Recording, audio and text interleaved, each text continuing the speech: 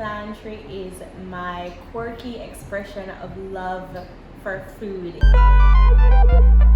When you go on a pilgrimage, that's kind of what the experience is. It's very spiritual, it's very intimate, it's very ancestral. It's the things that you and I know, the people like abroad that are just kind of getting into trendy Jamaican superfoods are also knowing, but then like our great grandmas and our great grandmas would know exactly what's on the plate because it's stuff that they ate and that they're very familiar with, like very authentically Jamaican, but it's just made in a fun, sexy way. I play with food and you guys pay me. I have been in love with food since I was probably 4 years old, and it wasn't shocking when I created this brand. And when I created this brand a couple years ago, it was because I was one of those like Nazi vegans, you know, I would get on everyone about like, you have to do it for the animals and the earth and da da da. It was very hardcore. And luckily I've mellowed out a little bit since then. But I started this brand because I was, like I said, a hardcore vegan, very a part of the movement, very political as well with it. And I was just tired of eating the same kind of things. No matter where I went on the island, it was just always the same. And I'm like, Jamaica has so much diversity when you look at horticulture and native things that are medicinal and healing. Why are we not flaring it up the way I've seen when I travel abroad? To me, it don't make sense. And it was a joke that I said, vegan food is so easy, any idiot can do it. Like I used to go to some of our favorite places and I would say, the watermelon juice is nice, but if you just added a little like lime juice to it, it would make it incredible. And after a while, I was just trying to be helpful. I would notice inconsistencies in people's menu, the service, flavor lacking, quality not so high, and I would just, hey, you can just do this, because I'm just looking out for them or trying to be helpful, and people weren't super receptive to that, and it's kind of like, who the hell are you? And I was just like, absolutely nobody, that's the whole point. You want me to come back, right? And I started just joking around, kind of saying, vegan food is so easy, any idiot can do it. And I remember I created this company just on a whim after having a geek out conversation with a fellow foodie. We were on Instagram that night for like 4 hours just geeking out about food and flavors and combinations, and she goes, but you're doing skincare, why are you not a food maker? This don't make no sense. Like, you're an entrepreneur, just open a food business. And I said, actually right now I'm like energetically a bit tapped, but also financially tapped because I'm running this company all on my own. And it was just, it was like, you have a startup and everything is at the beginning, it's really rough. And she goes, how much money do you think you could start this with? And I told her a number. I said, I think maybe I could make it work for that. She goes, how about this? You give 50%, I give 50%, and we both give 100% in energy. And let's just do it. And I was like, okay. And that was just a conversation on Instagram with someone that I'd never met before.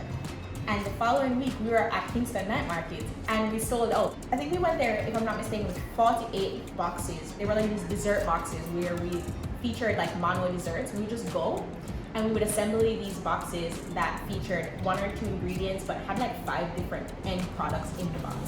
And texturally, visually, it was just like everyone was like, wait, what? You made this from that? No, this don't make sense. Let me taste it. And then we went with, like I said, 48 boxes. We left with 4. People really loved it, and we just kept at it. Every week we'd go back and it would just be better and better. And then we parted ways, and after we did, because we started it was so we could start, and we did what we said we were going to do, and we took our profits, and like I said, went our different ways, and still cool. I see her at the summer house pop up, great.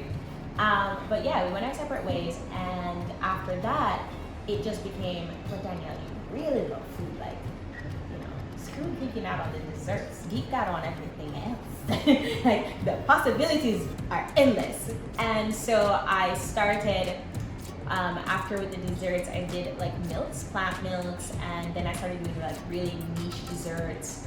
And then I decided, nothing's stopping me but me. If I want to do food, there's no reason I cannot do food. I have a candles permit, my business is registered, everything is official. So I just made a post on Instagram and I was like, hey, starting next week, we're gonna do like daily lunches. And we're gonna only start with like 2 days a week. And the 2 days a week became sold out because I did a feature on TVJ and they geeked out on everything as well.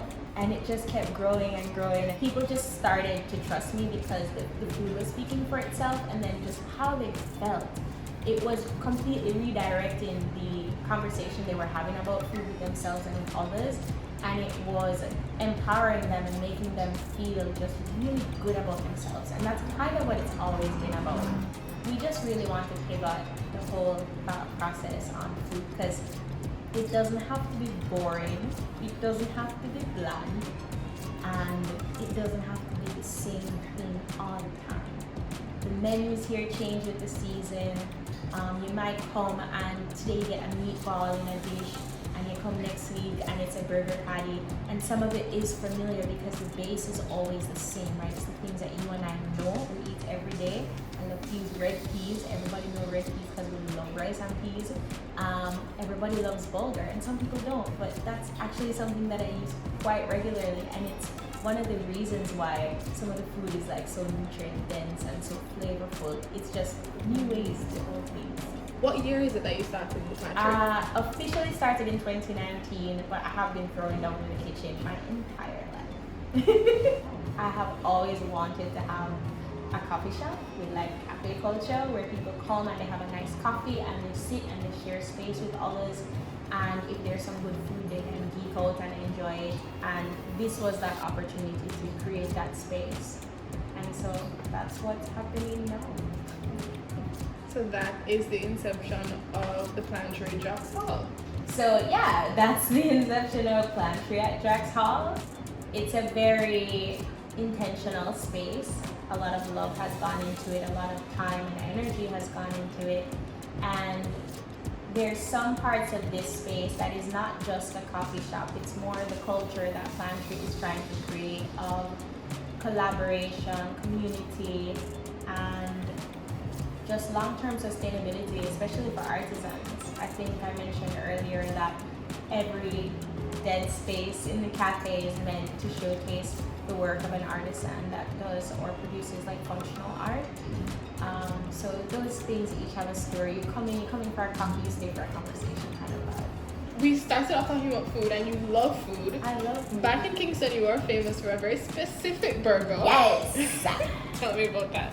So, we are here to talk about the burger, specifically the Black Mamba. So, for my new clients, I will just introduce this burger to you. It's called the Black Mamba. It has been renamed. We made it a bit more palatable for the masses. It used to be called the Bump Club Burger. Because when you get it and you look on it and you try to eat it, you're like, oh, it's not Bump Club Burger. And it makes me laugh because like, my clients are like very animated, and I used to have this one client, Rob, who's like, you know, this like big, burly, like mature Jamaican gentleman, and he's like very traditional. He's a man's man, like he want a steak, he want a proper burger. But he would get the burger because at the time he was like, you know, COVID, I want to try and, you know, slim on, you know, I want to be like Plantry. And I'm like, ah, cool. But he would get the burger, and whenever he got it, it was such a joy when he would come by the house to pick it up because it was a whole production. And he would get it, and I remember the first time he ate it, he took a bite and he goes, yo, this is our burger, you have to call it the burger. And I was like, that's the name, Rob. And so we named it that, and it became this thing. It was only available on Thursdays. It was like this tall when you got it. It was sourdough bun that was made from scratch, the burger patty itself that's made from a blend of like lentils and other grains and some carbs and some really interestingly produced vegetables. And then I stacked like microgreens, and used to put like a layer of drunk onions, I call them. They were basically caramelized purple onions that I reduced and then added oat rum to. So it had a little kick. And then plantain and avocado, but it was just this world burger that would just mind in all the right ways, and it was just so filling and good, and you just like, I love it. So yeah, the last time I made that burger was 2020. And when I was designing or building out the menu for the cafe, I said, oh no, burger, I'm putting it on the menu. Like, no person asked. But after I did the menu and I said, well, the vibe of this space is like a very sexy, decadent, you know, it's a space that you like. And I said, all right, now, that burger doesn't really match with this vibe. It's the elevated thing. Come on now, the big girl. What am I gonna name it? And I said, wait, you know what? Let's play around with the aesthetics of it. Let's try to make it a more sustainable, accessible burger. Because at the time when that burger debuted, it was like an $18 burger. And I think in Jamaica, that's quite a bit for one burger, for one meal even. But for this time, I said, let's make it more accessible. Let's make it a little more visually interesting. Let's have it be this thing where people are going to remember it. People are going to be very curious about it. People are going to want to eat it. People will doubt that it tastes good. And then they're going to come in and they're going to get it in all the right ways. And so that's what we did with this burger. We switched out the sourdough. It's still sourdough, but it now has activated charcoal in it. So it has a very black, intriguing, sensual kind of look.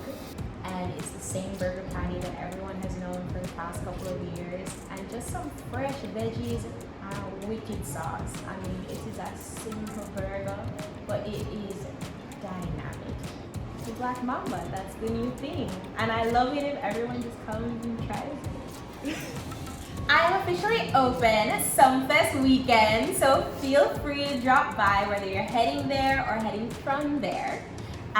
We are at Kaya in Drax Hall. You just enter the property, come up the steps. I'm to the left. You can't see it through the fishbowl windows. And if the door looks like it's closed, come on in. It's just to keep the cool air in. It's very hot. We're featuring an introductory menu that has the Black Mamba. It's just a burger. It's served by itself. We have the Babe Bowl, and the Babe Bowl is basically a protein bowl. It's gonna have like wild rice. It's gonna have your meatballs. It's gonna have roasted veggies, a light sauce. It's meant to just be a filling but fresh take on like what you'd have as a kid growing up. You know, like you get some bulgur and little meat and veggies. It's a play on that. That's all it is, a play on that. But it's just it's a fresh take on it. We also have the Bliss Bowl, and this Bliss Bowl is a smoothie bowl using seasonally available fruits with a frozen banana base. And we add in granola, fresh fruit, dried fruit.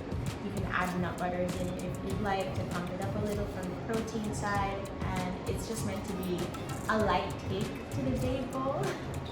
And then we'll have like dips and crisps, just very seasonal. We can have the aki hummus. We're gonna have the habibi dip, which is like roasted beetroots and like chickpea base. We'll also have like alternatives for people who might have very serious dietary restrictions. So if you're gluten free, if you have like nut allergies or like chickpea allergies, for example, we'll have things that can cater to you as well. And the Black Mamba can be made gluten free. Just ask. Is there anything else you want to tell us before we wrap? Thank you. Like to everybody. This started out as a joke. And when I say y'all pay me to play with food, you really do. And it's a constant expression of gratitude because this could have failed a long time ago. You know, people could have been completely uninterested or not receptive to anything. And I am out there and I say gnarly things sometimes, and I'm making some gnarly plates sometimes. But it's just constant gratitude because, like I said, I have seen businesses come and go. Even throughout COVID, I've seen very notable businesses close that were doing well. So I am very grateful that people have flowed with me in this experience that I'm having. I am grateful that people interact in the way that I have expressed comfort with interacting with clients. It is an honor to share this, and I am just very thankful these days because the brand is just growing and it keeps growing, and that's wild.